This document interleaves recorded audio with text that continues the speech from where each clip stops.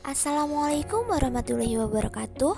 Sebelumnya perkenalkan kami dari kelompok 10 yang beranggotakan saya, Afinda Lestari, NIM 73114181156, 2 Rizky Maulana Fitra, NIM 731141823, 3 Silvianingsih, NIM 731141822, dan 4 Vicky Darmawan, NIM 73114182238. Kami di sini akan mempresentasikan hasil diskusi kami dari artikel yang berjudul Employee Wellbeing from Leverage and Bankruptcy Risk yang ditulis oleh Patrick Verwijmen dan Jaren Derwal. Tema penelitian: karyawan dari perusahaan yang dilikuidasi kemungkinan besar akan kehilangan pendapatan dan keuntungan non-uang karena bekerja untuk perusahaan tersebut, yang membuat kebangkrutan menjadi mahal bagi karyawan. Artikel ini membahas apakah perusahaan memperhitungkan biaya-biaya ini ketika memutuskan jumlah leverage yang optimal. Jadi, tema penelitian pada artikel ini yaitu leverage perusahaan dan kesejahteraan karyawan. Introduction. Kebangkrutan merugikan karyawan karena mengakibatkan kemungkinan hilangnya pendapatan dan sumber daya manusia khusus perusahaan. Jacobsen dan kawan-kawan pada tahun 1993 mengeksploitasi data administratif di Amerika Serikat dan menemukan bahwa pekerja dengan masa jabatan tinggi yang memisahkan diri dari perusahaan yang tertekan rata-rata menderita kerugian jangka panjang sebesar 25% per tahun. Mereka selanjutnya menemukan bahwa kerugian mulai meningkat sebelum karyawan benar-benar berpisah dan bahwa kerugian juga besar bagi karyawan yang menemukan pekerjaan baru di tempat yang sama. Selain hilangnya pendapatan, karyawan juga kehilangan manfaat non-uang karena bekerja untuk perusahaan.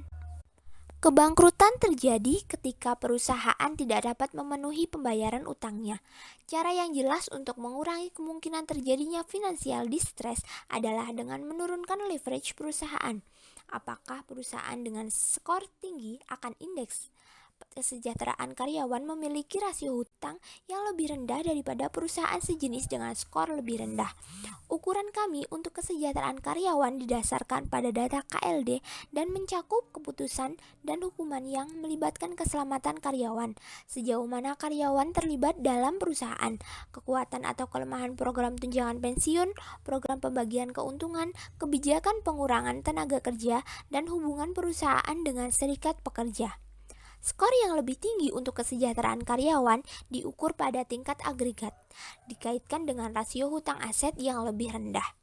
Perusahaan dengan skor tinggi untuk keterlibatan karyawan, kebijakan kesehatan dan keselamatan, dan kebijakan pengurangan tenaga kerja rata-rata memiliki leverage yang lebih rendah daripada perusahaan dengan skor rendah. Karena perusahaan pada umumnya tidak sering menyeimbangkan kembali struktur modalnya, leverage buku yang diamati dari perusahaan tidak selalu mewakili leverage targetnya. Laba ditahan misalnya dapat menjauhkan perusahaan dari targetnya. Oleh karena itu, peneliti juga menguji hubungan antara skor kesejahteraan karyawan perusahaan dan keputusan untuk menerbitkan atau membeli kembali utang atau ekuitas. Berfokus pada keputusan debt equity pada saat perubahan leverage memungkinkan kita untuk memeriksa efek kesejahteraan karyawan pada leverage perusahaan yang ditargetkan, alih-alih kemungkinan penyimpangan darinya.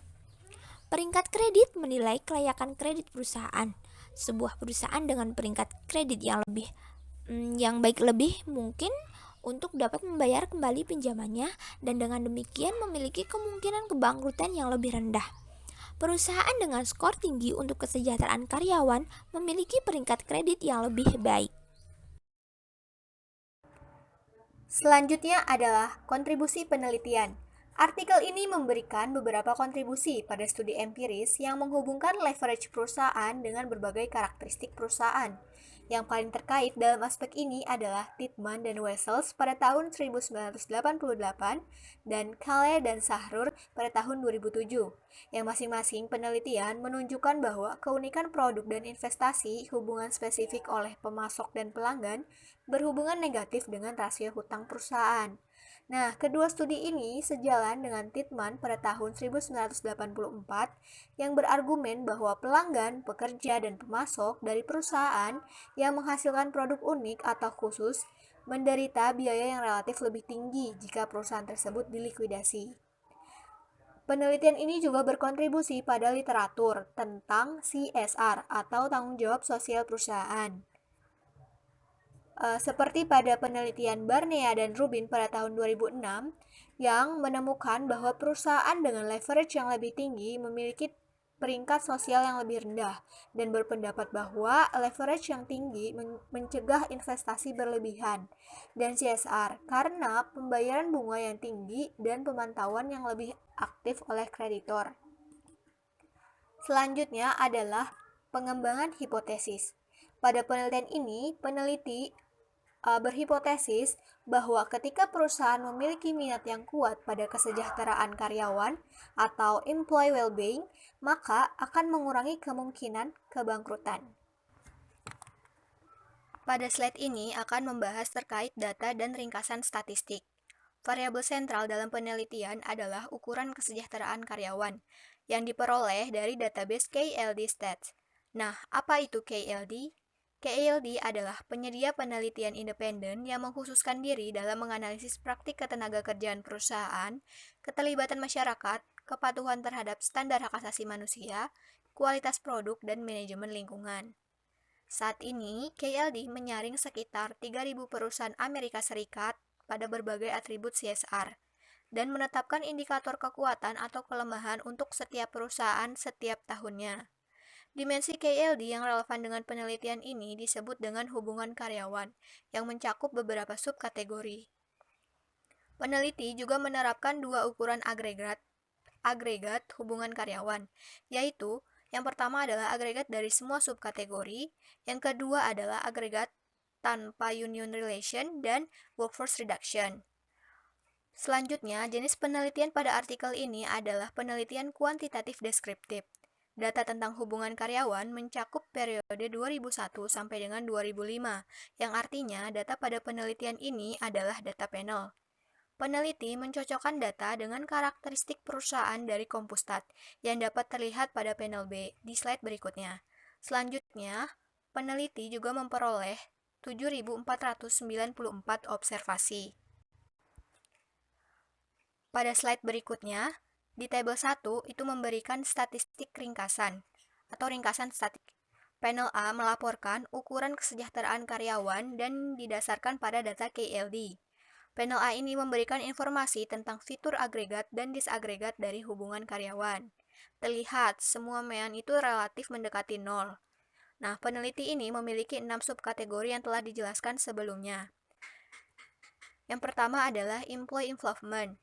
Pada tabel, keterlibatan karyawan ini bernilai positif. Artinya, perusahaan sangat mendorong keterlibatan pekerja dan atau kepemilikan melalui opsi saham yang tersedia. Misalnya, partisipasi pekerja dalam pengambilan keputusan manajemen. Yang kedua adalah health and safety. Kesehatan dan keselamatan ini bernilai negatif, artinya perusahaan baru-baru ini telah membayar denda atau hukuman perdata yang besar untuk pelanggaran yang disengaja terhadap standar kesehatan dan keselamatan karyawan.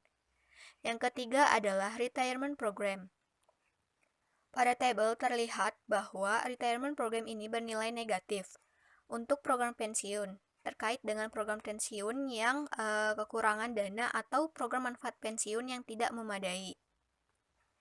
Yang keempat adalah cash profit sharing. Terlihat bahwa bernilai positif. Artinya, pembagian keuntungan tunai berkaitan dengan distribusi keuntungan baru-baru ini kepada sebagian besar tenaga kerja.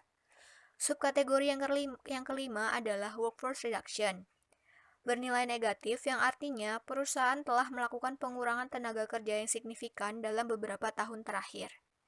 Yang keenam atau yang terakhir adalah union relation.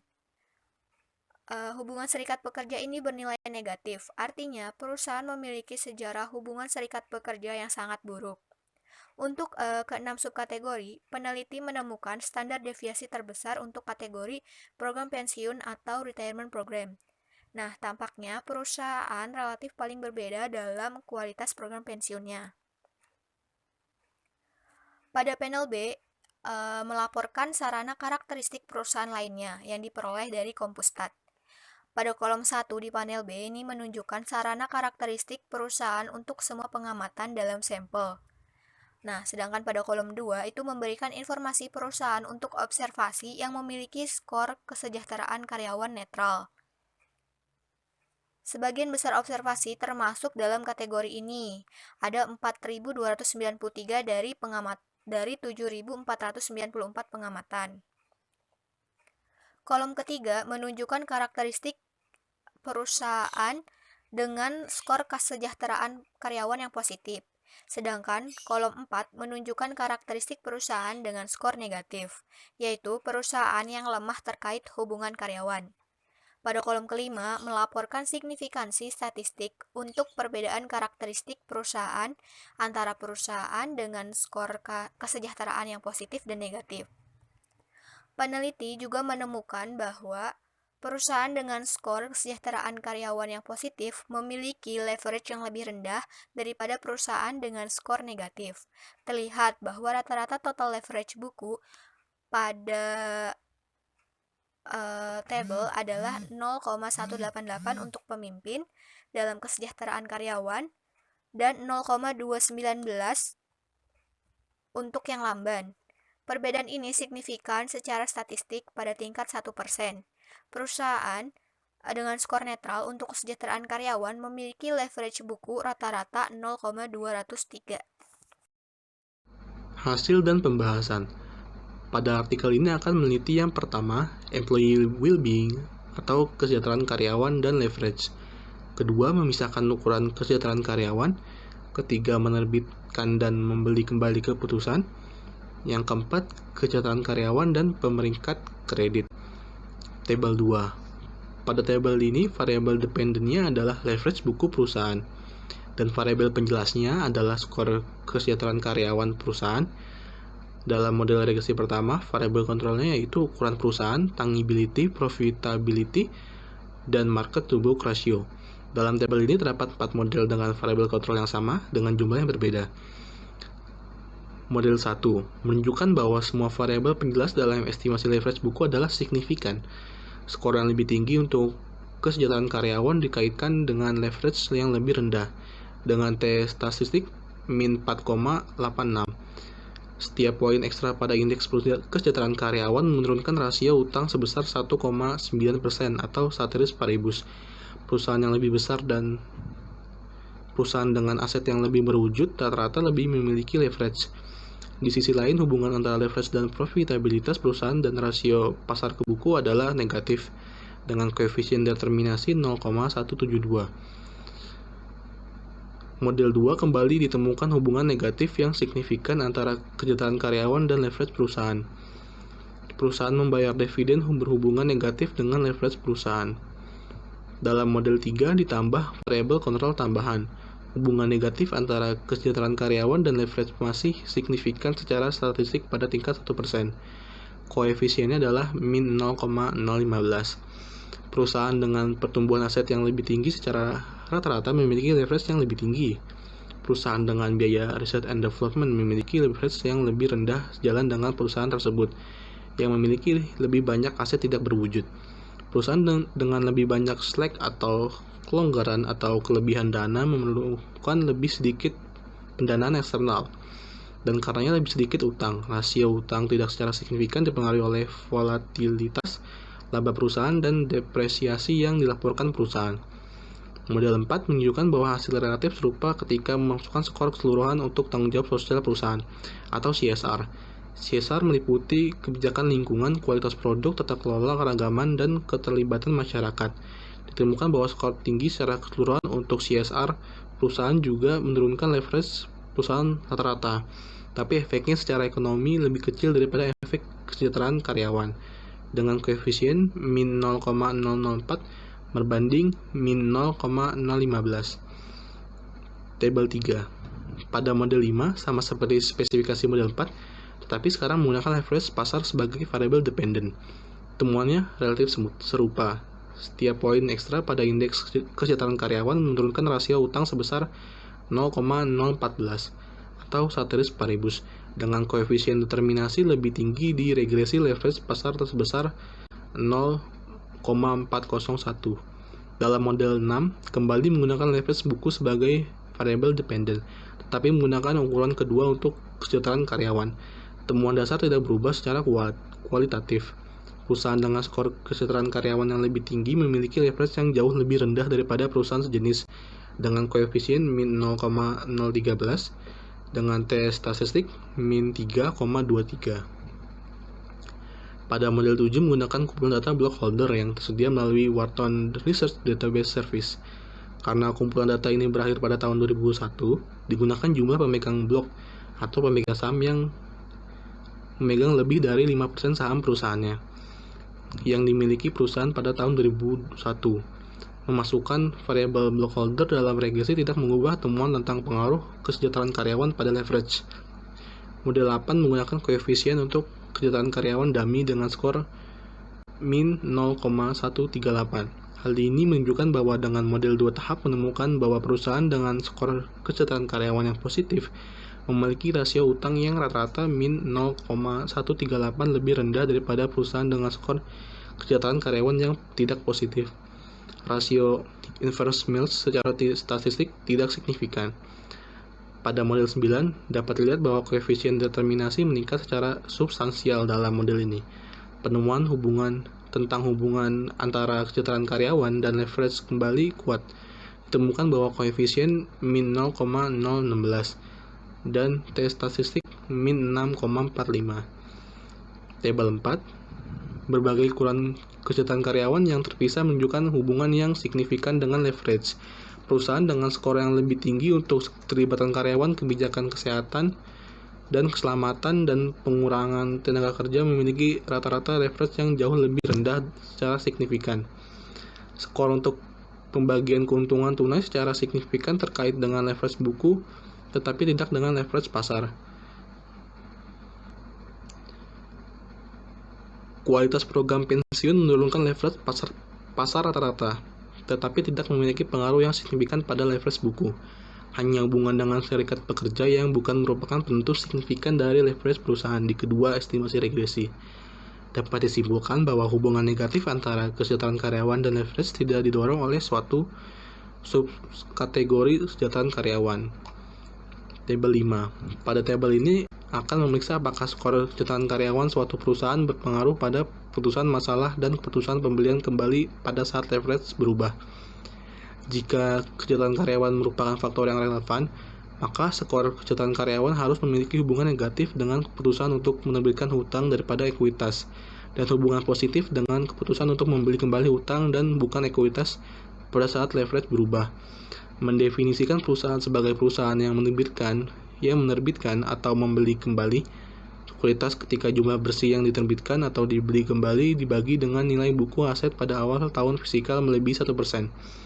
Variable dependent sama dengan 1 untuk masalah hutang dan sama dengan 0 untuk masalah ekuitas. Terkait bahwa efek marginal terhadap kesejahteraan karyawan adalah min 0,057.